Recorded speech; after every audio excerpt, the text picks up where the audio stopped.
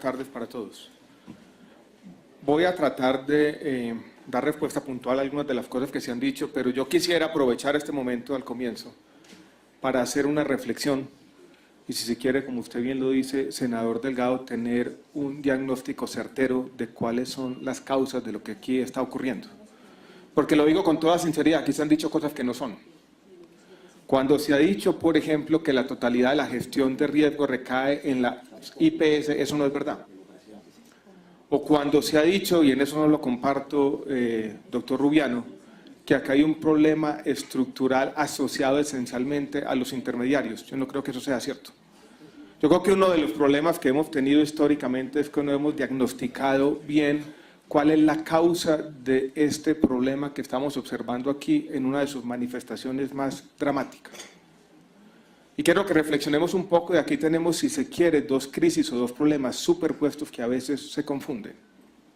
Y voy a empezar por el primero, la crisis financiera del sector, que tiene como manifestación evidente dos aspectos: el deterioro de los patrimonios de muchas de las EPS y unas deudas acumuladas a lo largo del sistema, en toda la cadena. Y esa crisis tiene orígenes que se remontan a años atrás. No voy a ser exhaustivo, pero está en parte asociada al crecimiento exagerado de los servicios no POS, comenzando en el año 2007-2008, a algunas promesas de esfuerzo propio municipal que financiaron la expansión del régimen subsidiado, que tampoco se cumplieron, y a una igualación de los planes de beneficios sin la concomitante igualación de las UPC. En retrospectiva, esto es obvio, en su momento no era tan obvio. Eso generó un faltante. En algún momento, y por muchos años, por más de 6 años diríamos, este sistema gastó más recursos de los que tenía. Y eso, por supuesto, genera un faltante y genera esta manifestación evidente de la crisis. Y aquí vienen los problemas de diagnóstico, creo yo. Y, si se quiere, las demandas contradictorias de la sociedad y cosas que yo he oído decir aquí esta tarde que no son ciertas. Porque entonces se comienza a decirle a la EPS: señor, usted con la plata de la UPC, aumentada a 606 o lo que fuere, tiene que hacer 3 cosas al mismo tiempo. Primero, tiene que pagar los servicios no POS, que si nos vamos al departamento de Antioquia con Sabia Salud, ya le quitaban casi el 30% de la liquidez. O sea, usted le daba la UPC para pagar los servicios corrientes incluidos en el POS y empezaba por quitarle el 30% de la liquidez para pagar servicios no POS. Después le decía: con esa misma plata de la UPC, señor Sabia Salud, usted pague todas las deudas del pasado, producto de esta incoherencia en el acuerdo social por mucho tiempo. Y tercero, cubra los servicios corrientes. Y después se preguntaba a todo el mundo por qué no está pagando la EPS, como si estuviera con la plata debajo del colchón, como si hiciera simplemente una reticencia casi obcecada de un pagador de no cubrir con sus obligaciones legales. Que hemos tenido problemas de corrupción, yo no lo niego. Que ese sea el principal problema de lo que estamos hablando aquí, eso no es cierto. Ustedes conocen cuáles son los orígenes de Sabia Salud, y los conocen bien. Allí está administraciones pulcras, tanto en el departamento de Antioquia como en el municipio de Medellín, con fama que fue o tenía ese conocimiento colectivo acumulado por muchos años, que llegan a un acuerdo para llenar un vacío que había. Porque no nos digamos mentiras, el régimen subsidiado en Antioquia se convirtió por un tiempo en un conjunto vacío, por razones que yo quiero que examinemos más adelante en detalle. Entonces aquí tenemos un problema más complejo que simplemente cambiar el pagador. Yo puedo reformar el sistema como quiera, puedo tener un pagador único nacional, puedo tener un pagador departamental, pero mientras tengamos esta incoherencia, mientras les sigamos diciendo a estos señores: mire, coja una cuarta parte de los recursos para pagar no POS, con eso mismo pague deuda y con eso mismo cubra las prestaciones corrientes, esto no va a funcionar. ¿Qué es lo que hemos venido haciendo nosotros en el ministerio? De esta manera puede entenderse la solución que hemos tratado desde hace un tiempo de darle a este problema. Como los recursos eran escasos y uno no podía con la plata de la UPC sanear completamente el sistema, necesitábamos recursos adicionales a los recursos de la UPC. Muchas de las leyes que aprobó este Congreso, muchos de los proyectos de ley, senador Delgado, con los que trabajamos juntos, apuntaban a eso precisamente. a buscar recursos adicionales a los recursos de la UPC para ir saneando financieramente el sector y que entre todos pudiéramos pagar las deudas.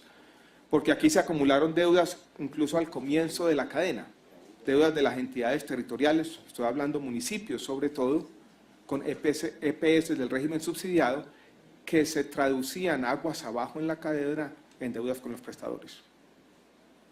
Una última cuenta que hicimos, eso sumaba 500.000 millones de pesos. ¿Qué hicimos? Habilitar los recursos o ese ahorro involuntario, podríamos llamarlo de esta manera, de las cuentas maestras excedentarias del régimen subsidiado para ir pagando y resolviendo algunas de esas deudas. ¿Qué hicimos también? Usted recuerda bien, senador Delgado, la ley 1608, cogimos 150.000 millones del FOSIGA y los pasamos al otro lado y con eso, senador Correa, comenzamos a pagar deudas. Usted fue artífice de eso que se hizo. ¿Qué hemos hecho más? Ya lo mencionó aquí el doctor Juan Carlos Giraldo. En la ley del Plan Nacional de Desarrollo, recursos de las cajas de compensación, guardados por allá en otro cajón, el del 625 y la ley 1438, habilítelos para pagar deudas y poder fortalecer los patrimonios, esto es para ir resolviendo la crisis.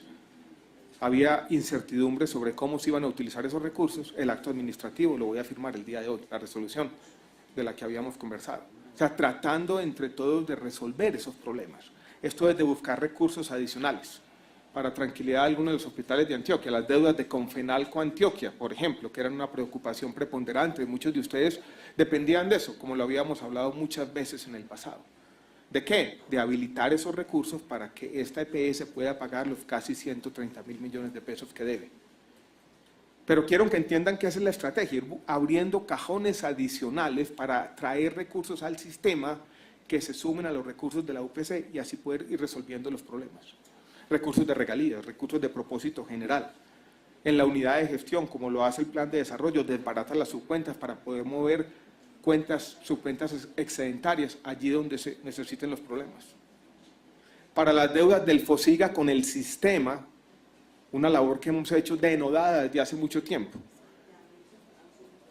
Llenos de artículos nuestras leyes, desde el decreto ley antitrámites, hasta la ley 1608, hasta la más reciente 1753, para que el FOSIGA se vaya poniendo al día con las EPS del régimen contributivo. Eso se gira directamente y esos excedentes del FOSIGA adicionales a los recursos de la UPC se van llevando al sistema.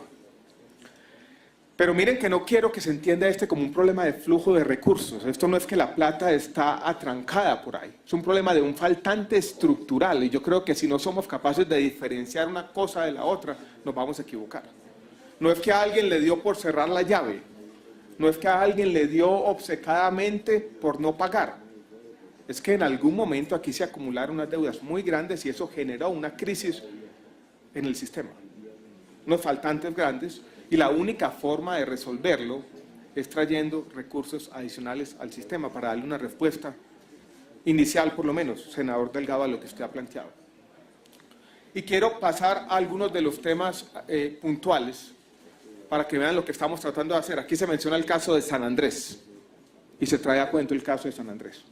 El caso de San Andrés yo creo que es representativo de muchos de los problemas del sistema, donde también se confunden los faltantes o déficits estructurales con los problemas de flujo de recursos, cosa que no podemos hacer más, estoy confundiendo una cosa con la otra. ¿Qué pasaba en San Andrés? Por cuestiones demográficas, tenemos un departamento con 75.000 personas, con un hospital de segundo y tercer nivel, donde los recursos presupuestados para la demanda, esto de los recursos del régimen subsidiado y régimen contributivo, eran insuficientes. Hemos trabajado desde entonces con la IPS universitaria. Primera cosa que hicimos, tiene que existir un solo prestador. Allí trabajamos, doctor Leo Montaña, con Jaime Poveda, su antecesor, diciendo debía haber uno solo. Y Jave Salud, que competía con la IPS universitaria, se salió de la isla de San Andrés. Allí trabajamos también con la Dirección de Beneficios, Costos y Tarifas para aumentar la UPC. 25%. Hoy en día la UPC de San Andrés es 37% de la del país. Esto es llevando más recursos para poder sostener la operación del sector prestador en la isla. Y allí trabajamos también en un decreto que nos permitió utilizar los recursos llamados de oferta para subsidiar la oferta, cosa que paradójicamente no se podía. dadas las condiciones particulares o específicas de la isla. Creemos que con las tres cosas, la UPC adicional, el monopolio porque allí no caben dos, más los recursos del convenio que ya se firmó con el departamento, logren sustentar la operación de la IPS universitaria en la isla de San Andrés. Allí estuve yo hace 10 días inaugurando una unidad de cuidados intensivos. Las condiciones de prestación son, me lo dijo allí un médico que ha trabajado bastante tiempo, las mejores en la historia de San Andrés. Y estamos trabajando juntos porque allá nos encontramos para ir resolviendo este problema. Pasemos al departamento de Antioquia para dar respuesta a uno de los aspectos puntuales. En Antioquia hemos tenido históricamente problemas. Yo creo que los problemas se han exacerbado con dos nombres propios. Lo que pasó el año pasado con Confenalco, sobre todo, a comienzos del año, eso generó un estrés adicional. Pero yo diría que lo que ha venido ocurriendo este año con Sabia Salud ha sido la principal historia. ¿Y qué es lo que ha venido ocurriendo este año con Sabia Salud? Yo creo que tiene un nombre, uno solo, un crecimiento excesivo de los servicios no POS que desbordaron la capacidad del departamento de Antioquia para atenderlos. Antioquia tuvo una deuda histórica por servicios no POS en el régimen subsidiado que había superado los 200.000 millones de pesos, en parte con un trabajo que hizo con el ministerio, la deuda baja a 80.000 millones, pero por razones de diversa naturaleza, y no voy a tratar de encontrar las causas subyacentes a este crecimiento del no POS en el departamento de Antioquia, esto comienza a crecer. Y Sabia tiene que hacer lo que le estaba diciendo hace un rato, sacar la plata de la UPC para pagar los servicios no POS y se comienzan a acumular unas deudas muy grandes. Yo se lo he dicho a ustedes en privado y se lo repito en público. Aquí necesitamos mayores recursos, pero también necesitamos entre todos los agentes del sector una ética compartida que nos lleve a trabajar con los recursos que existen. Porque no digamos mentira, en Antioquia existe un problema estructural de vieja data. Las tarifas también son 20-25% más altas que en el resto del país. Y simplemente los recursos no están alcanzando. Y uno podría aumentar los recursos. Ahora con la viceministra nos pusimos a trabajar con el Ministerio de Hacienda, conseguimos 45.000 millones para todo el país, 16.000 millones de unas deudas viejas de Coljuegos. Esto es consiguiendo recursos adicionales para ir cancelando estas deudas. Se los vamos a mandar al departamento de Antioquia, esos 16.000 millones para Antioquia. Antioquia los irá a pagar, los gira directamente a los prestadores, pero yo se los digo de manera muy clara, nos preocupa este tema. Porque ustedes dicen 1 billón, 1,4 billones. No es que el Ministerio de Salud tenga una cuenta donde pueda simplemente aquí escribir un cheque y girárselos aquí. Nosotros tenemos que estar en una realidad institucional donde hay recursos escasos. Y el tema del crecimiento de las deudas no POS, yo lo digo claramente, no es un problema generalizado en todo el país. No está en Bogotá, no está en Atlántico. En menor medida, pero en mucho menor medida está en Santander.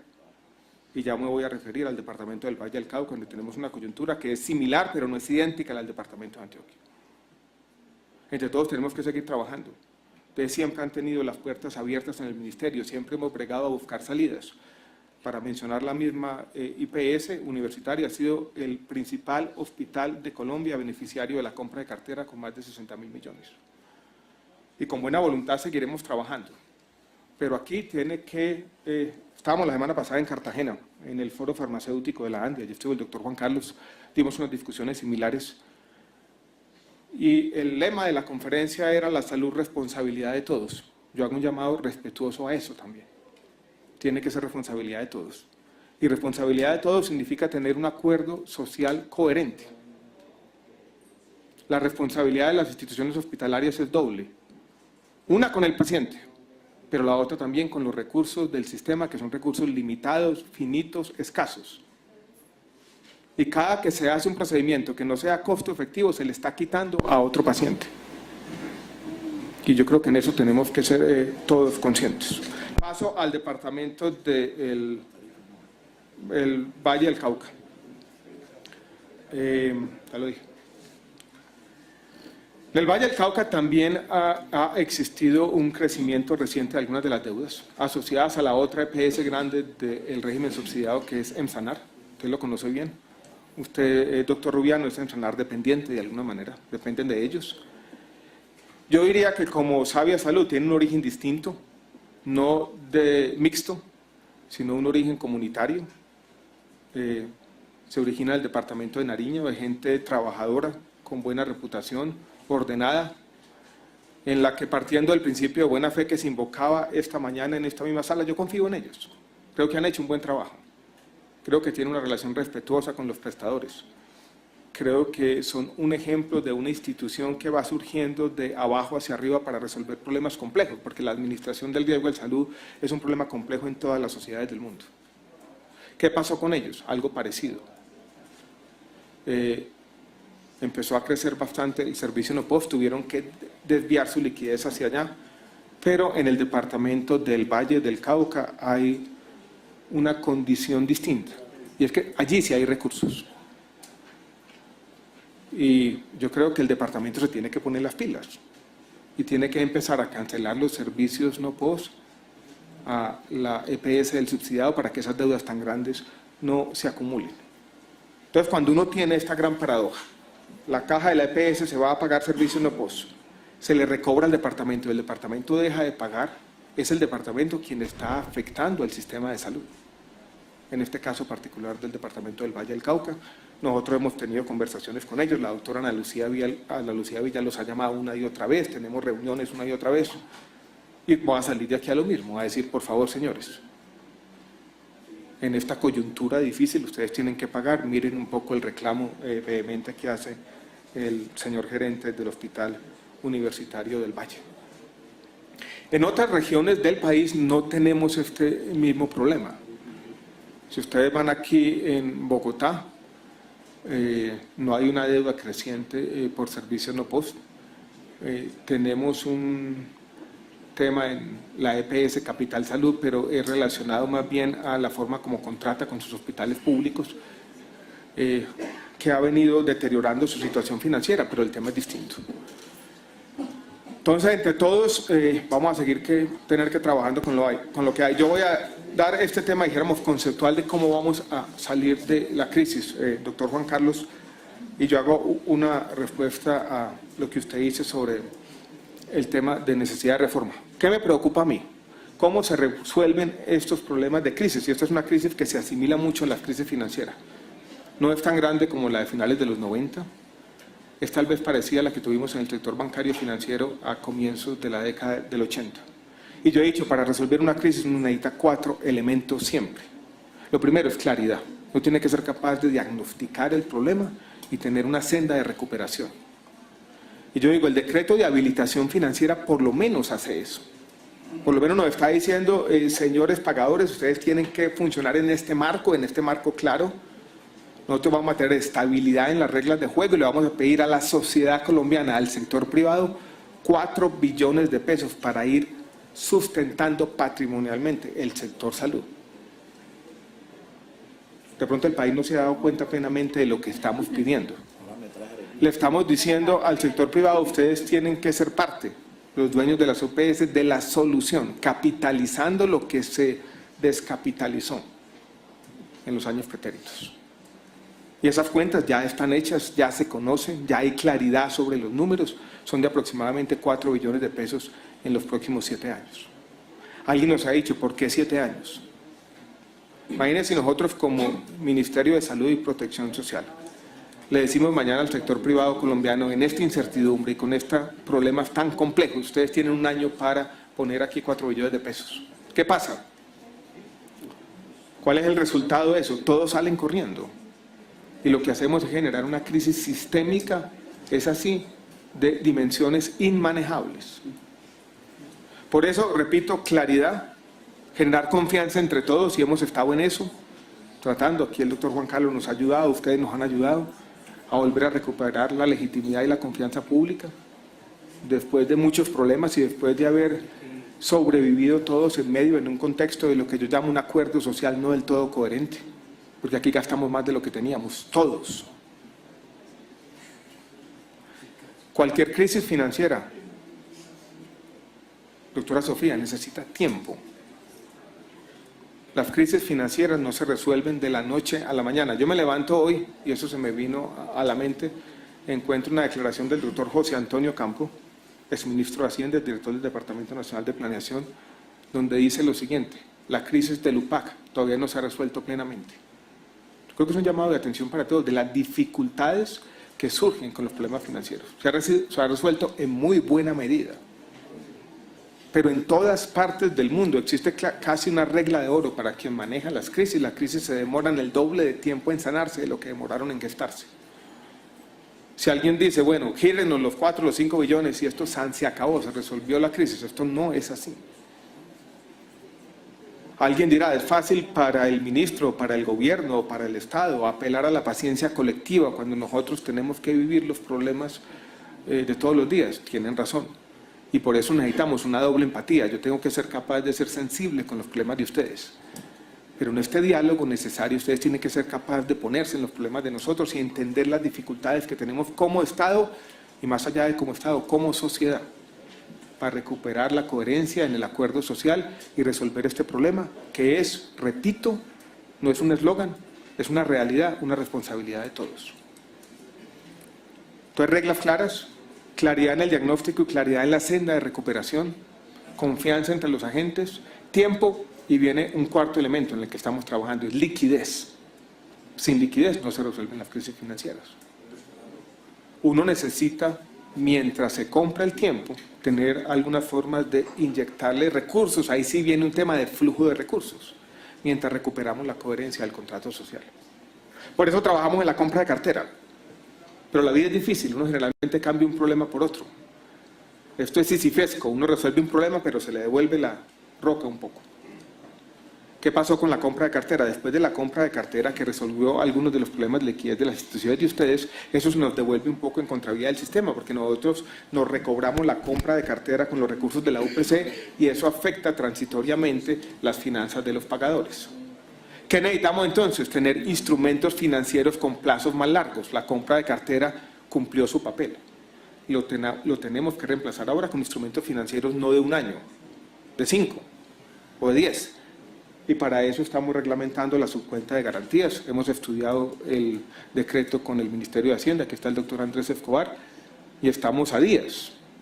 Yo no diría más allá de semanas a tener ese decreto listo, firmado, con instrumentos financieros que nos amplíen los plazos y nos den el cuarto elemento de solución de la crisis.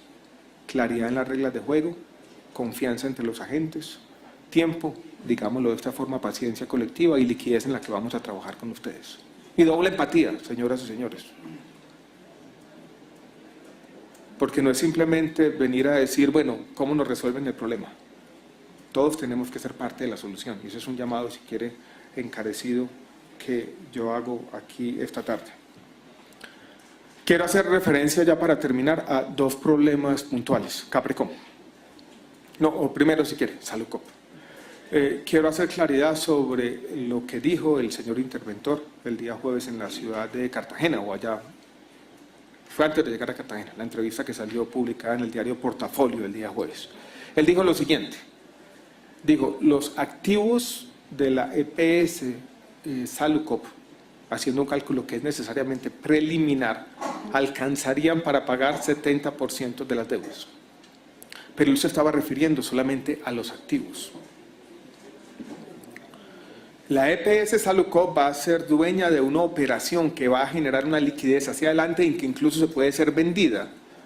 Y la venta de esa nueva EPS, que no estaba siendo contabilizada en esta cuenta de servilleta, porque era simplemente un estimativo, no era nada más que eso, va a permitir llenar el hueco. Y esa es la fuente que tenemos sobre la mesa. Yo entiendo la incertidumbre que eso causó. Yo hablé esa misma tarde, ahí estaba la señora viceministra, hablamos con el señor interventor y quiero dar claridad que en la forma como estamos pensando esa operación, Saludcop tendrá que pagar la totalidad de sus deudas, o por lo menos eso es lo que estamos percibiendo desde ahora. Y quiero dar claridad al respecto. En el tema de Caprecom, yo creo que ahí tiene que haber completa claridad de lo siguiente. Aquí lo hemos hablado con el señor viceministro de Hacienda. Caprecon es una EPS pública y el Estado tendrá que honrar las deudas de esa EPS pública si, por ejemplo, no tenemos una solución definitiva, se llegará a tomar la decisión de liquidar Caprecon en algún momento. Ahora, eso tiene que pasar por un proceso, tiene que haber una debida diligencia, esto tiene que hacerse con un orden y con unos plazos. Pero también al respecto tiene que haber orden. ¿Qué digo yo hacia adelante? Como lo dijimos en Barranquilla, el señor presidente Pulgar, nosotros necesitamos tener una priorización en este momento para no confundir y no generar más incertidumbre y no ser fuente de inestabilidad jurídica. Y la priorización nos dice que nosotros debemos concentrar nuestros esfuerzos como Estado en Caprecon, en Salucop, en mirar los problemas de cómo vamos a darle liquidez al sistema, o sea, para resolver los problemas de Savia, en Sanar y demás que he mencionado. Y en el mediano plazo tenemos dos prioridades grandes, que es la unidad de gestión que creó el Plan Nacional de Desarrollo, que va a reemplazar el FOSIC y que nos va a permitir un mejor manejo de la liquidez, esto es de los recursos y de la información, y también la implementación de la ley estatutaria, sobre todo en lo que atañe a la definición del plan de beneficios. El proyecto nuevo que quiere ser discutido, nosotros lo vemos como parte de esta estrategia, en el sentido de que nos da mecanismos de flexibilidad para seguir manejando un problema muy complejo. Sobre todo mecanismos, los que más valoramos son los mecanismos financieros, que son importantes. Y aquí cualquier cosa la vamos a necesitar. Pero no queremos con ese proyecto abrir la caja de Pandora y en un momento en que le estamos diciendo a la sociedad, mire, con certidumbre jurídica, sin estabilidad jurídica, vengan y apórtenos a la solución de este problema con 4 billones, nosotros vamos a decir, bueno, no sabemos si mañana va a haber EPS, no sabemos cuál va a ser el sistema. Eso, con todo respeto, sería, creo yo, contradictorio. No estaríamos coayudando a resolver los problemas, sino todo lo contrario. Por eso yo también le he dicho al doctor Juan Carlos, con todo el respeto, en discusiones que no son fáciles, que son complejas, que son globales, porque nadie se ha puesto de acuerdo sobre cómo manejar esto, que a mí me da miedo la incertidumbre jurídica que crearía una gran discusión sobre la estructura del sistema de salud en un momento de precariedad y dificultades financieras. Y eso yo creo que responde en parte la inquietud planteada aquí por el senador Delgado. Entonces, repito, casi como una letanía, y el llamado a todos, a trabajar juntos, responsabilidad de todos, y el esfuerzo que ha hecho el gobierno en tener unas reglas claras, en seguir incentivando la confianza entre los agentes, en tener la conciencia de que esto no se va a resolver de la noche a la mañana, pero que tenemos mucho que de alguna manera defender, y en el tema de trabajar juntos para seguir inyectándole liquidez al sistema, que tiene que ser nuestra preocupación preponderante, como ustedes lo señalaban esta mañana. Estoy de acuerdo con el sentido de urgencia, pero señores, doble empatía de nuevo, aquí y allá, porque esto no es fácil. Termino con esto. A pesar de todo, a pesar de haber tenido un acuerdo social no del todo coherente por mucho tiempo, hacía un llamado a finales de la semana pasada a lo que yo llamaba recuperar el orgullo sectorial. A pesar de todo, señores y señores, este sector ha sido un sector protagonista del cambio social en Colombia. Hace poco hice una encuesta con mis amigos economistas diciendo cuál es el sector que más le ha aportado a Colombia socialmente con posterioridad a la Constitución del año 1991. Está aquí, en el sector salud. Creo que así lo escribí ayer Santiago Montenegro en el periódico El Espectador. Entonces, trabajemos juntos para seguir siendo protagonistas del cambio social. No tenemos otra alternativa. La labor que ustedes hacen socialmente, encomiable, importante, tiene que estar enmarcada en un contrato social coherente.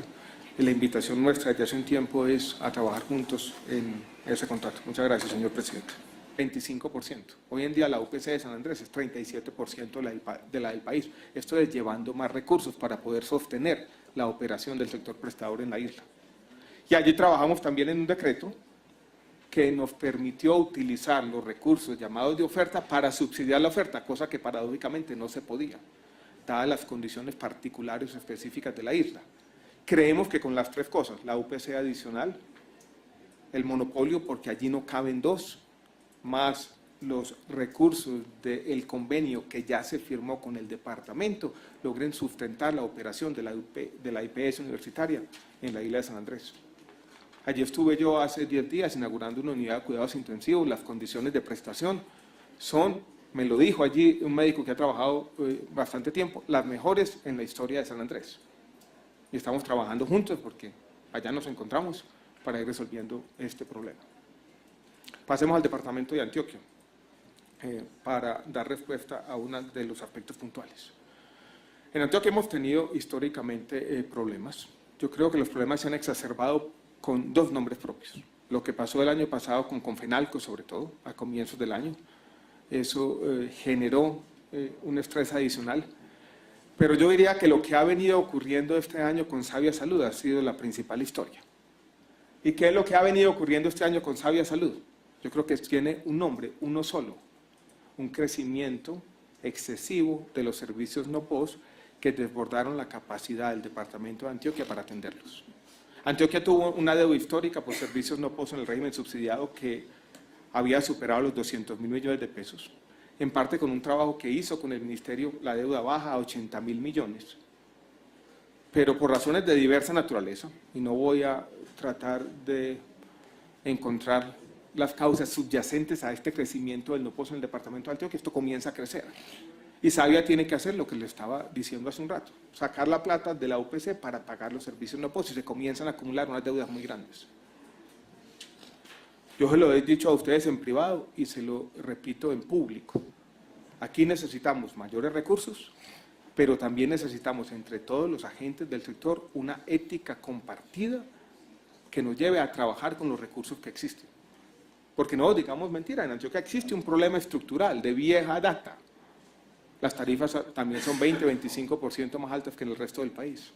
Y simplemente los recursos no están alcanzando. Y uno podría aumentar los recursos. Ahora con la viceministra nos pusimos a trabajar con el Ministerio de Hacienda, conseguimos 45.000 millones para todo el país, 16.000 millones de unas deudas viejas de Coljuegos. Esto es consiguiendo recursos adicionales para ir cancelando estas deudas. Se lo vamos a mandar al departamento de Antioquia, esos 16.000 millones para Antioquia. Antioquia los irá a pagar, los gira directamente a los prestadores, pero yo se los digo de manera muy clara, nos preocupa este tema. Porque ustedes dicen 1 billón, 1,4 billones. No es que el Ministerio de Salud tenga una cuenta donde pueda simplemente aquí escribir un cheque y girárselos aquí. Nosotros tenemos que estar en una realidad institucional donde hay recursos escasos. Y el tema del crecimiento de la deuda no POS, yo lo digo claramente, no es un problema generalizado en todo el país. No está en Bogotá, no está en Atlántico. En menor medida, pero en mucho menor medida está en Santander.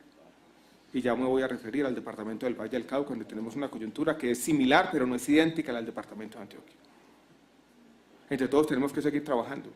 Ustedes siempre han tenido las puertas abiertas en el ministerio, siempre hemos bregado a buscar salidas. Para mencionar la misma IPS universitaria, ha sido el principal hospital de Colombia beneficiario de la compra de cartera con más de 60.000 millones. Y con buena voluntad seguiremos trabajando.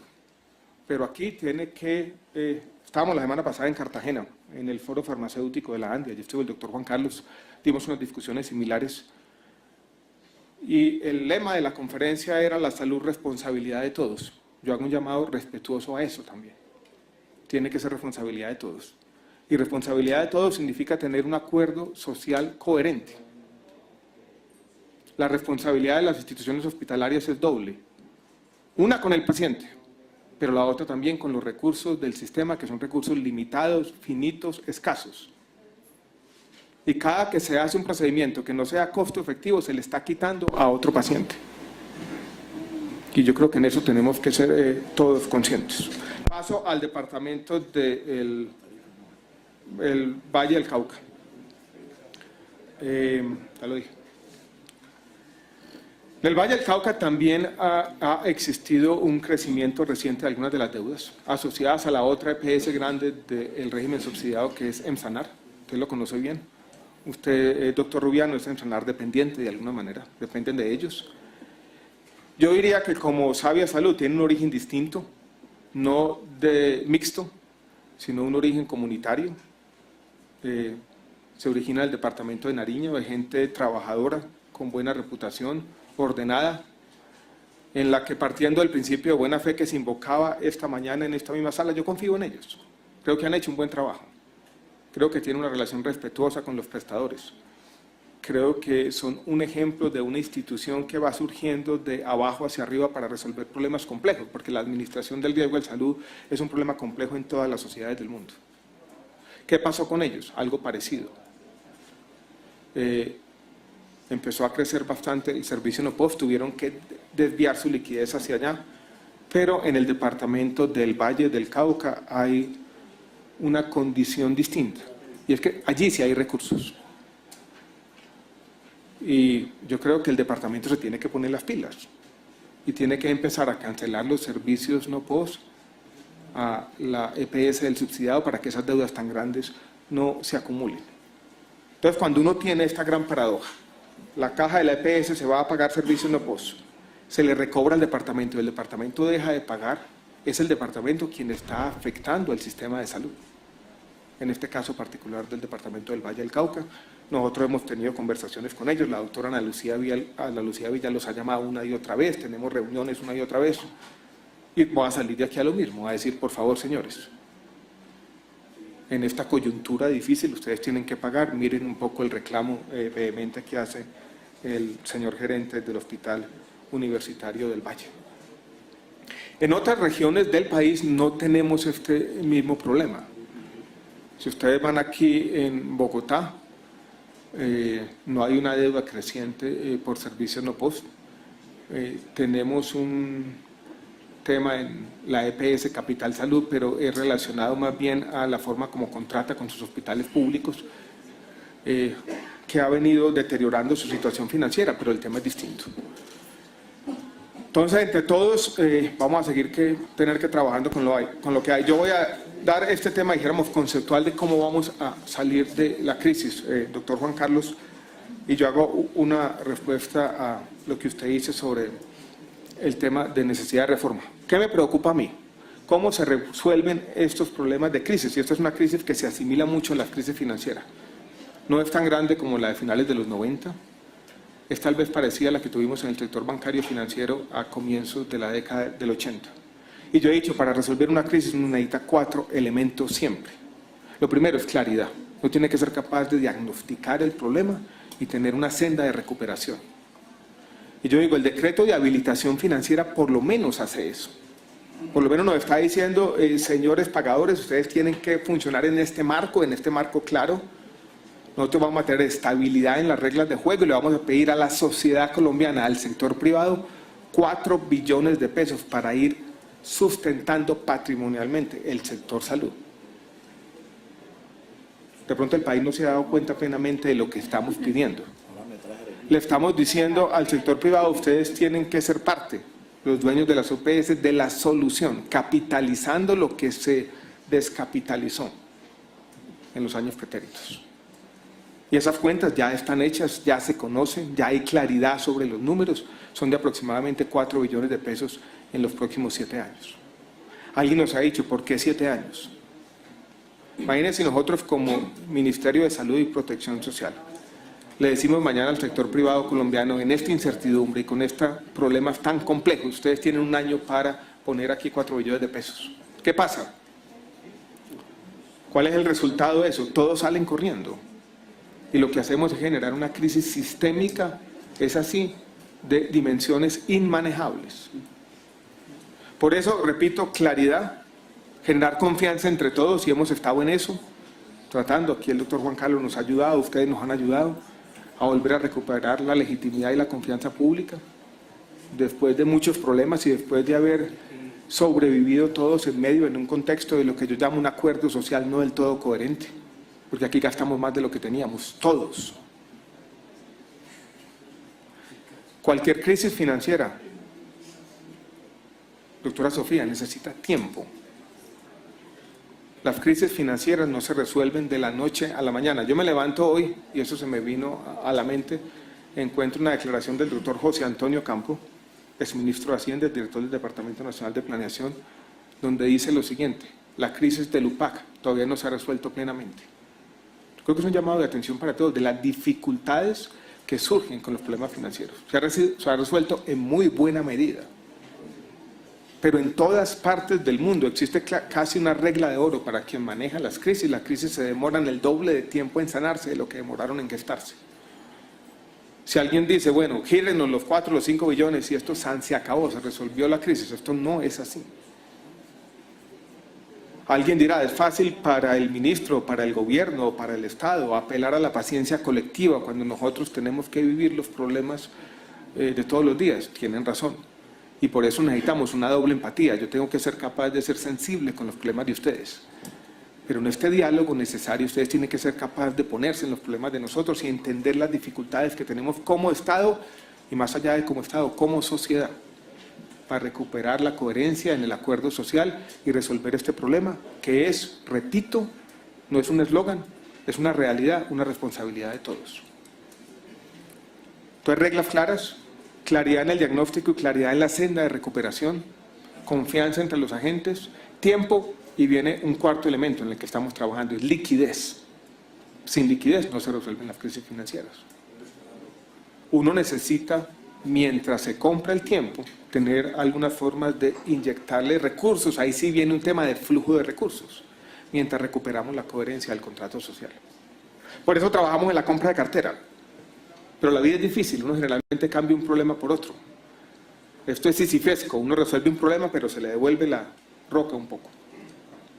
¿Qué pasó con la compra de cartera? Después de la compra de cartera que resolvió algunos de los problemas de liquidez de las instituciones de ustedes, eso se nos devuelve un poco en contravía del sistema, porque nosotros nos recobramos la compra de cartera con los recursos de la UPC y eso afecta transitoriamente las finanzas de los pagadores. ¿Qué necesitamos entonces? Tener instrumentos financieros con plazos más largos. La compra de cartera cumplió su papel. Lo tenemos que reemplazar ahora con instrumentos financieros no de 1 año, de 5 o de 10.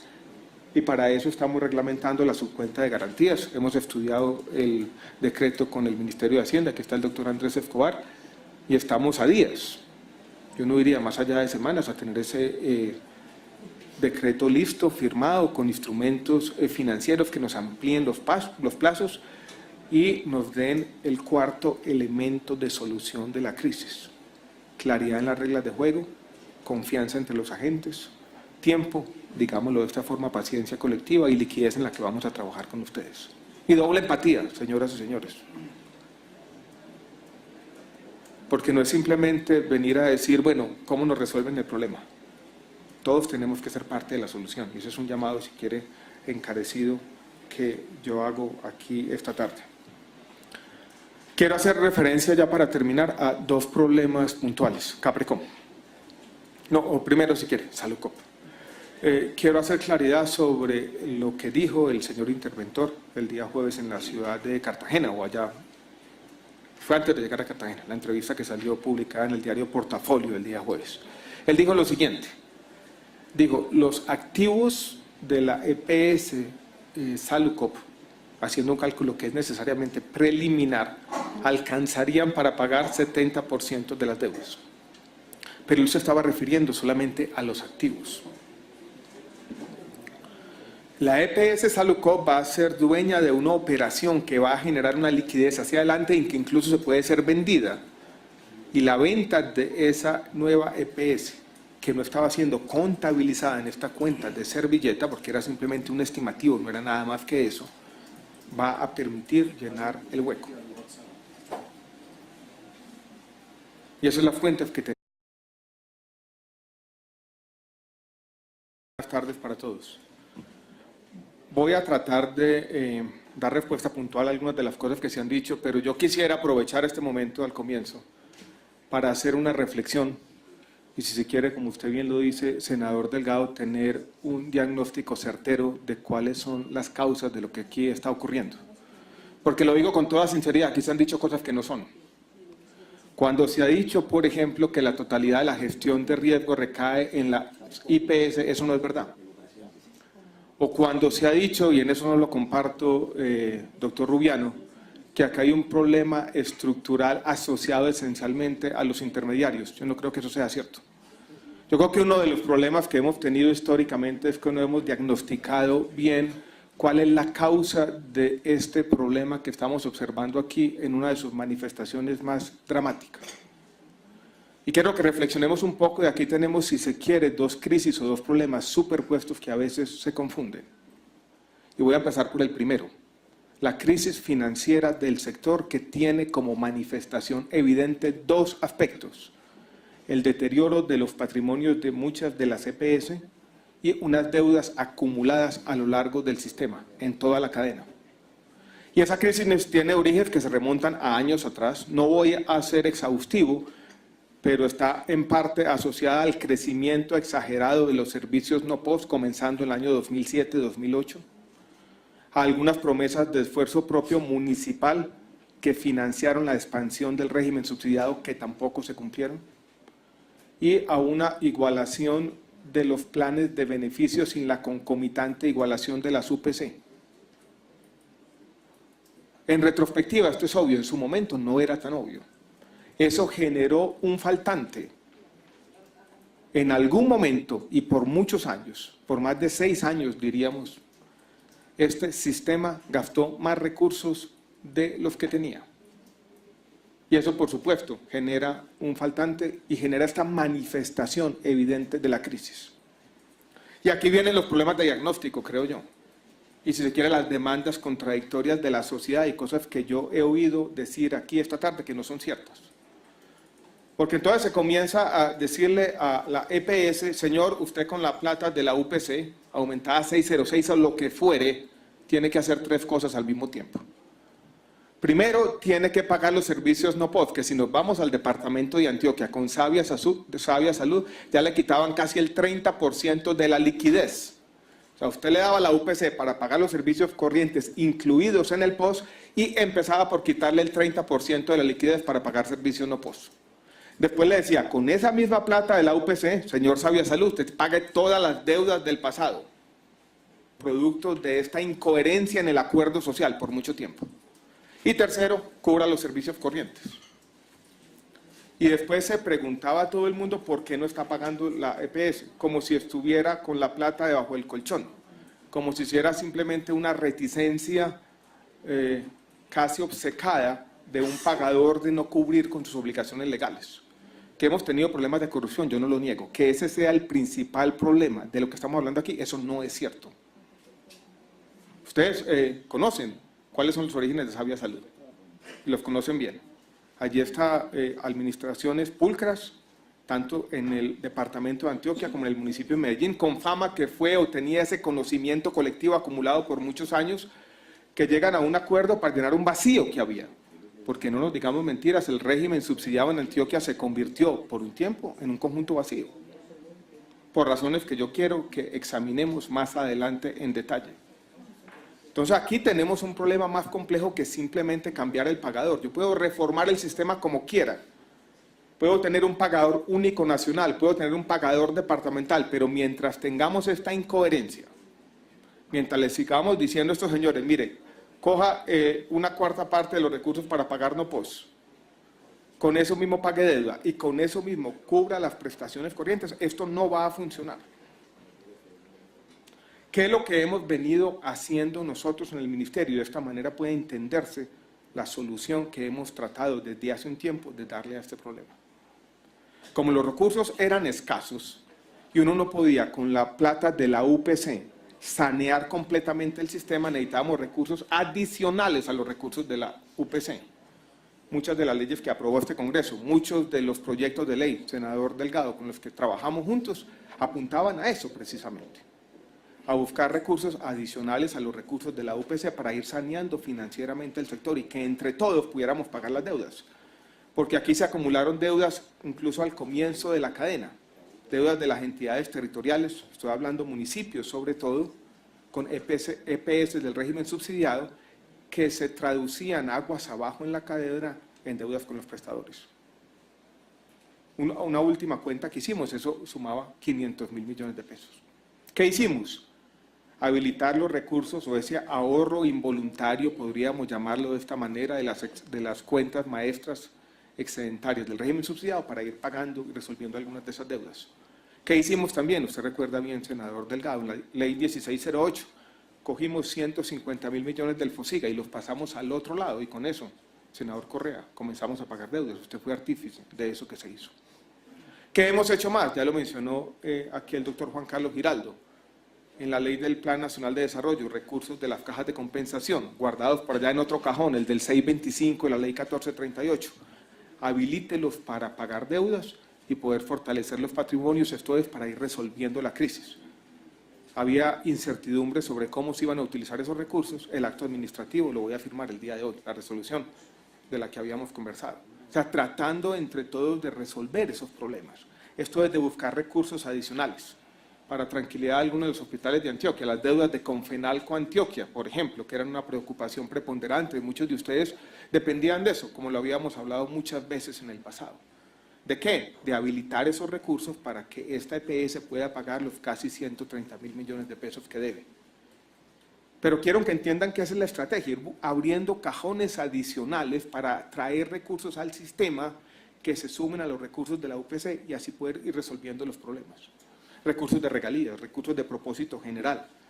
En la unidad de gestión, como lo hace el plan de desarrollo, desbarata las subcuentas para poder mover subcuentas excedentarias allí donde se necesiten los problemas. Para las deudas del FOSIGA con el sistema, una labor que hemos hecho denodada desde hace mucho tiempo. Llenos de artículos nuestras leyes, desde el decreto ley antitrámites, hasta la ley 1608, hasta la más reciente 1753, para que el FOSIGA se vaya poniendo al día con las EPS del régimen contributivo. Eso se gira directamente y esos excedentes del FOSIGA adicionales a los recursos de la UPC se van llevando al sistema. Pero miren que no quiero que se entienda como un problema de flujo de recursos. Esto no es que la plata está atrancada por ahí. Es un problema de un faltante estructural y yo creo que si no somos capaces de diferenciar una cosa de la otra, nos vamos a equivocar. No es que a alguien le dio por cerrar la llave, no es que a alguien le dio obcecadamente por no pagar. Es que en algún momento aquí se acumularon unas deudas muy grandes y eso generó una crisis en el sistema. Unos faltantes grandes. Y la única forma de resolverlo es trayendo recursos adicionales al sistema para darle una respuesta inicial, por lo menos, senador Delgado, a lo que usted ha planteado. Y quiero pasar a algunos de los temas puntuales para que vean lo que estamos tratando de hacer. Aquí se menciona el caso de San Andrés y se trae a cuento el caso de San Andrés. El caso de San Andrés yo creo que es representativo de muchos de los problemas del sistema, donde también se confunden los faltantes o déficits estructurales con los problemas de flujo de recursos, cosa que no podemos hacer más, estoy confundiendo una cosa con la otra. ¿Qué pasaba en San Andrés? Por cuestiones demográficas, tenemos un departamento con 75.000 personas, con un hospital de segundo y tercer nivel, donde los recursos presupuestados para la demanda, esto de los recursos del régimen subsidiado y régimen contributivo, eran insuficientes. Hemos trabajado desde entonces con la IPS universitaria. Primera cosa que hicimos, tiene que existir un solo prestador. Allí trabajamos, doctor Leo Montaña, con Jaime Poveda, su antecesor, diciendo debía haber uno solo. Y Jave Salud, que competía con la IPS universitaria, se salió de la isla de San Andrés. Allí trabajamos también con la dirección de beneficios, costos y tarifas para aumentar la UPC.